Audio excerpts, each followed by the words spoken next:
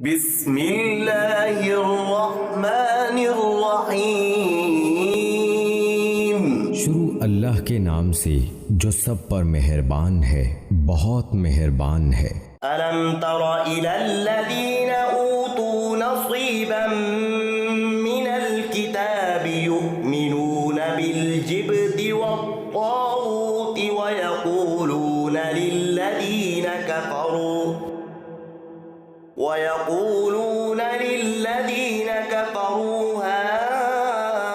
هؤلاء أهدى من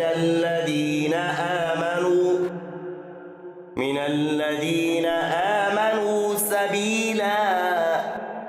جن لوگوں کو کتاب یعنی تورات کے علم میں سے ایک حصہ دیا گیا تھا، کیا تم نے ان کو نہیں دیکھا کہ وہ کس طرح بتوں اور شیطان کی تصدیق کر رہے ہیں، اور کافروں یعنی بت پرستوں کے بارے میں کہتے ہیں کہ یہ مومنوں سے زیادہ سیدھے راستے پر ہیں۔ یہ مدینہ منورہ میں آباد بعض یہودیوں کا تذکرہ ہے۔ حضرت صلی اللہ علیہ وآلہ وسلم نے ان سب کے ساتھ یہ معاہدہ کیا ہوا تھا کہ وہ اور مسلمان آپس میں امن کے ساتھ رہیں گے اور ایک دوسرے کے خلاف کسی بیرونی دشمن کی مدد بھی نہیں کریں گے، لیکن انہوں نے اس معاہدے کی بار بار خلاف ورزی کی اور مسلمانوں کے دشمن کفار مکہ کی حمایت اور درپردہ مدد کا سلسلہ جاری رکھا۔ ان کا ایک بڑا سردار کعب بن اشرف تھا۔ جنگ احد کے بعد وہ ایک اور یہودی سردار حی بن اخطب کے ساتھ مکہ مکرمہ کے کافروں کے پاس گیا اور انہیں مسلمانوں کے خلاف تعاون کی پیشکش کی۔ کفار مکہ کے سردار ابو سفیان نے کہا کہ اگر تم واقعی اپنی پیشکش میں سچے ہو تو ہمارے دو بتوں کے سامنے سجدہ کرو۔ چنانچہ کعب بن اشرف نے ابو سفیان کا یہ مطالبہ بھی مان لیا۔ پھر ابو سفیان نے کعب سے پوچھا کہ ہمارا مذہب اچھا ہے یا مسلمانوں کا، تو اس نے یہاں تک کہہ دیا کہ تمہارا مذہب مسلمانوں کے مذہب سے زیادہ بہتر ہے، حالانکہ وہ جانتا تھا کہ مکہ کے لوگ بت پرست ہیں اور کسی آسمانی کتاب پر ایمان نہیں رکھتے، لہٰذا ان کے مذہب کو بہتر قرار دینے کا مطلب بت پرستی کی تصدیق کرنا تھی۔ اس آیت میں اسی واقعے کی طرف اشارہ ہے۔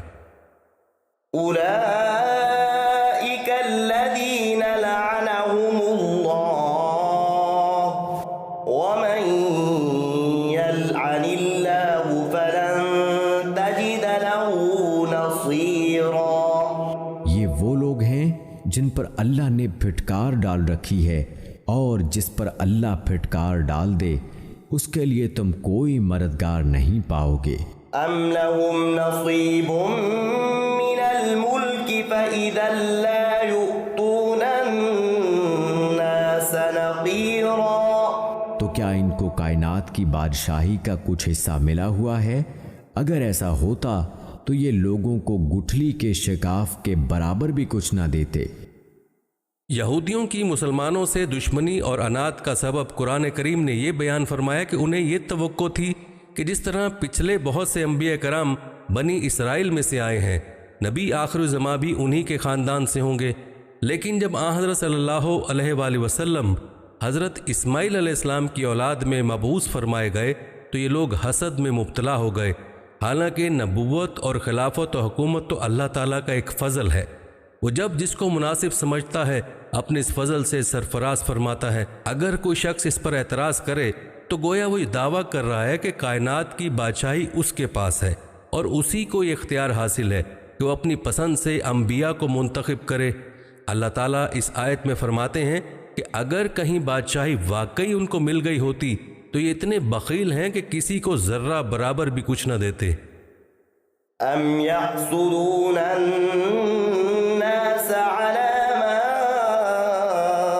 آتاهم اللہ من فضله فقد آتینا آل ابراہیم الکتاب والحکمت وآتیناهم ملکا عظیما۔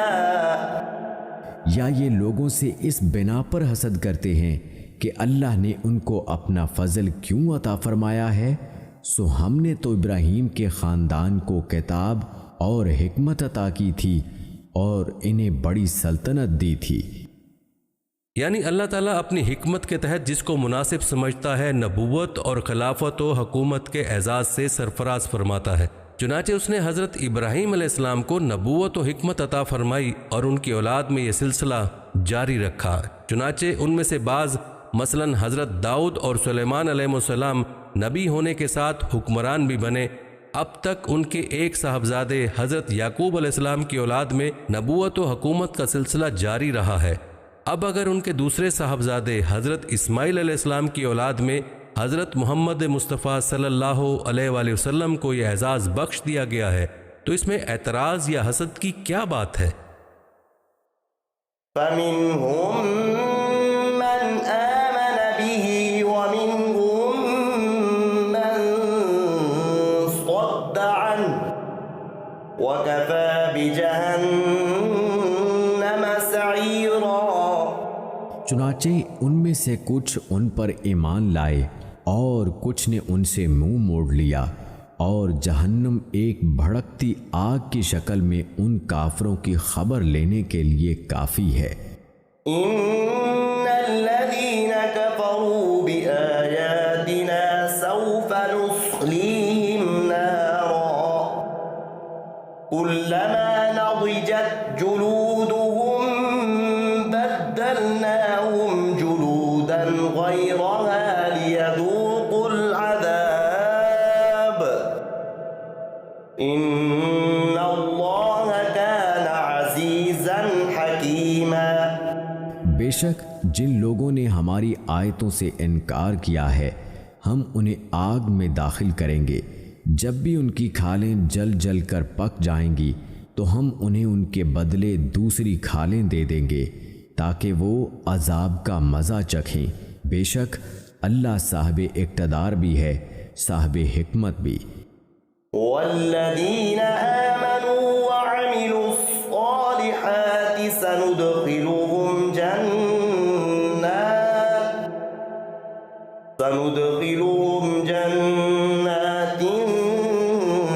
تجری من تحتها الانہار خالدین فیہا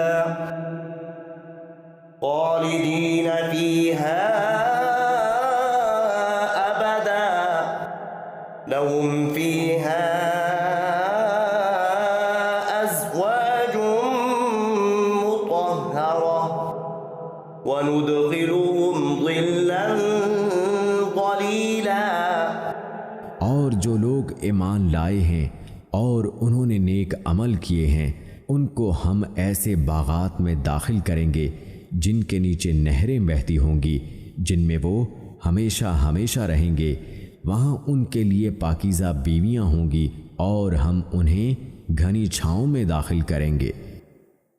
اشارہ اس طرف ہے کہ جنت میں روشنی ہوگی مگر دھوپ کی تپش نہیں ہوگی۔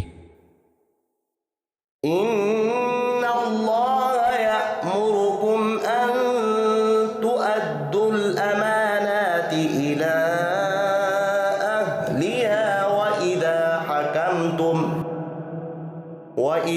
حَكَمْتُمْ بَيْنَ النَّاسِ أَن تَحْكُمُوا بِالْعَدْلِ إِنَّ اللَّهَ نِعِمَّ مَا يَعِظُكُمْ بِهِ إِنَّ اللَّهَ كَانَ سَمِيعًا بَصِيرًا۔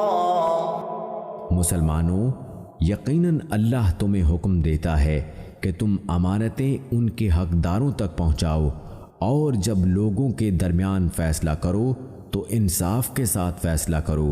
یقین جانو اللہ تم کو جس بات کی نصیحت کرتا ہے وہ بہت اچھی ہوتی ہے، بے شک اللہ ہر بات کو سنتا اور ہر چیز کو دیکھتا ہے۔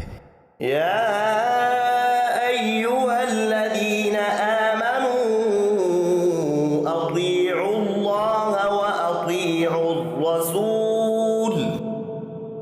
وَأَطِيعُوا الرَّسُولَ وَأُولِي الْأَمْرِ مِنكُمْ فَإِن تَنَازَعْتُمْ فِي شَيْءٍ فَرُدُّوهُ إِلَى اللَّهِ وَالرَّسُولِ إِن كُنتُمْ تُؤْمِنُونَ بِاللَّهِ وَالْيَوْمِ الْآخِرِ ذلك خير وأحسن تأويلا۔ اے ایمان والو، اللہ کی اطاعت کرو اور اس کے رسول کی بھی اطاعت کرو، اور تم میں سے جو لوگ صاحب اختیار ہوں ان کی بھی۔ پھر اگر تمہارے درمیان کسی چیز میں اختلاف ہو جائے تو اگر واقعی تم اللہ اور یوم آخرت پر ایمان رکھتے ہو تو اسے اللہ اور رسول کے حوالے کر دو، یہی طریقہ بہترین ہے اور اس کا انجام بھی سب سے بہتر ہے۔ صاحب اختیار سے مراد اکثر مفسرین کے مطابق مسلمان حکمران ہیں۔ جائز امور میں ان کے احکام کی اطاعت بھی مسلمانوں کا فرض ہے، البتہ یہ اطاعت اس شرط کے ساتھ ہے کہ وہ کسی ایسی بات کا حکم نہ دیں جو شرعاً ناجائز ہو۔ اس بات کو قرآن کریم نے دو طرح واضح فرمایا ہے، ایک تو اس طرح کہ اصحاب اختیار کی اطاعت کا ذکر اللہ اور اس کے رسول کی اطاعت کے بعد فرمایا ہے، جس میں یہ اشارہ ہو گیا کہ حکمرانوں کی اطاعت اللہ اور اس کے رسول کی اطاعت کے تابع ہے۔